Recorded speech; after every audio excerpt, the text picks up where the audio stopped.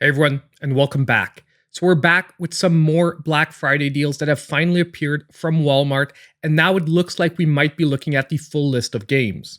Basically, since yesterday we were working from a leaked ad, we could only see the games that were visually in the flyer.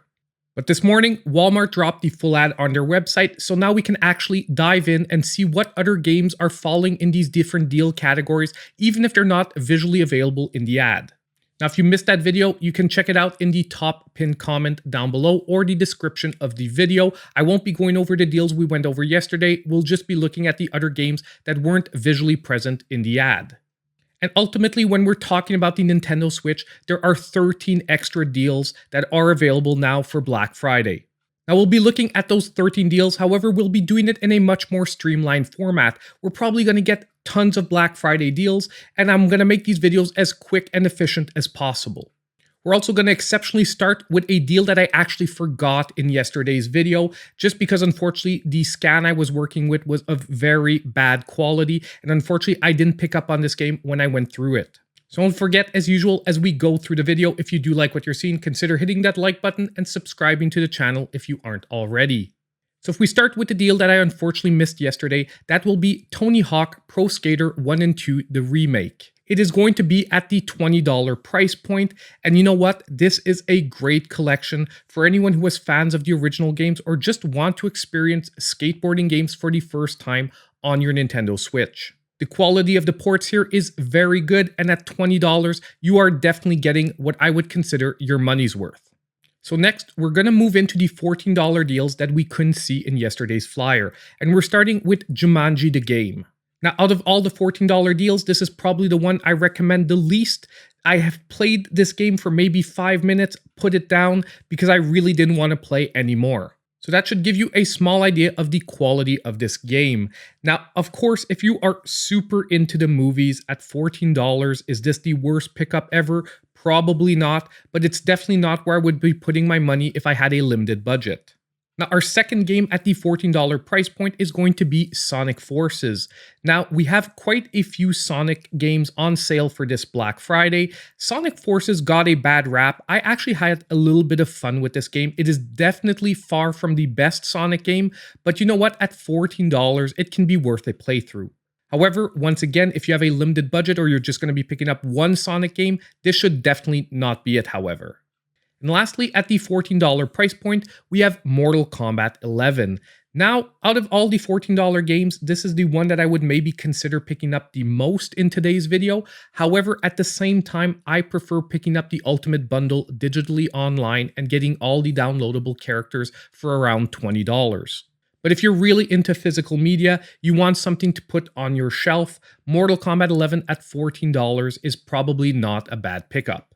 Now, jumping into the $20 games, we have actually quite a few good pickups here. And the first one I want to take a look at is Crash Team Racing. Now, first of all, this is a kart racer, but featuring the characters from the Crash Bandicoot series. So yes, it is sort of a Crash Bandicoot Mario Kart. However, what's different here is the mechanics are much more difficult and the game ultimately is much more challenging. It is personally my favorite kart racer currently on the Nintendo Switch. However, at $20, it is a very good pickup. I just want to mention, however, we've already seen this game a little cheaper than this in the past. Now, sticking with that Crash Bandicoot thematic, we also have the Crash and Sane Trilogy that is only $20. So basically, you are getting all 3 Crash Bandicoot games, so the remakes of Crash Bandicoot 1, 2, and 3 for only $20. Personally, if we're talking about quantity of gameplay for your money, out of all the Crash games, this would be the first one I would be picking up. Fair warning, especially in the case of Crash 1, however, they are considered pretty challenging platformers. So make sure you're ready for that type of challenge. Don't be picking this up for a young kid. It is not a collection like that. It is rather for really fans of 3D platformers. And next, rounding off the offers on the Crash Bandicoot series, we also have Crash Bandicoot 4 dropping to $20. Now, this game was released on the Switch just earlier this year, so picking it up for $20, in my opinion, is actually a pretty great pickup. Obviously, however, gameplay-wise, you're only getting 1 game here versus 3 games in the Insane Trilogy, but nonetheless, if you already played those other games and you want something fresh, Crash Bandicoot 4 at $20 is an easy pickup in my book. Now, the next deal I want to take a look at $20 is also Maneater. Now, this game is definitely not the best game we have on the Switch, but it is just pure mindless fun. If you're looking for a game to maybe sink a few hours in here and there and not have to think too much while you're playing, but just have some fun eating everything you can come across, well, Maneater might actually be a good pickup. And definitely maybe not at its full price, but now at $20, it actually feels pretty good. Now, lastly, in the $20 category, we have the last two pickups, which would be my personal favorite pickups. And the first one, we're going back to Sonic with Sonic Mania and Team Sonic Racing for only $20 for the double pack. First, you have Sonic Mania, which in my opinion is the best 2D Sonic game currently available on the Nintendo Switch. Until we get something better, you know what? This should be a pickup for any fan of 2D Sonic. And the second part of this pack is a pretty decent kart style racer as well, with Team Sonic Racing being part of the double pack. And you know what? Team Sonic Racing might not be the best kart racer on the Switch, but it does have one of the most original mechanics, really focusing on the team aspect. Now last, at the $20 price point, we have the Spyro Reignited Trilogy. Now this is a great pickup in my opinion at $20. You're getting the remake of all three of the first Spyro games. And earlier, when I said that the Crash Sane trilogy was maybe not the best pickup for a younger player, the Spyro Reignited trilogy, however, could be a great pickup. So once again, if you're looking for a really awesome little stocking stuffer for a younger player that's just getting into 3D platforming, the Spyro Reignited trilogy should definitely be on the top of your list in my opinion. Now next, we're moving on to the $25 price point, and we're going to start with Mario and Sonic at the Olympics. Now, basically, this is once again more of a party-style game. This is a game for people that want to play with multiple people in couch co-op. And although there's a lot of fun to be had here, it is maybe not my favorite party game. But at $25, it can make a decent amount of sense if you're looking for a new game of that style and you haven't had a chance to pick this one up yet. In my case, I especially liked the 8-bit style events. Now the next game at the $25 price point is probably another one of my top pickups of the whole list so far, and that is Dragon Ball Z Kakarot. Now this is a game that I've been actually waiting quite a while to pick up.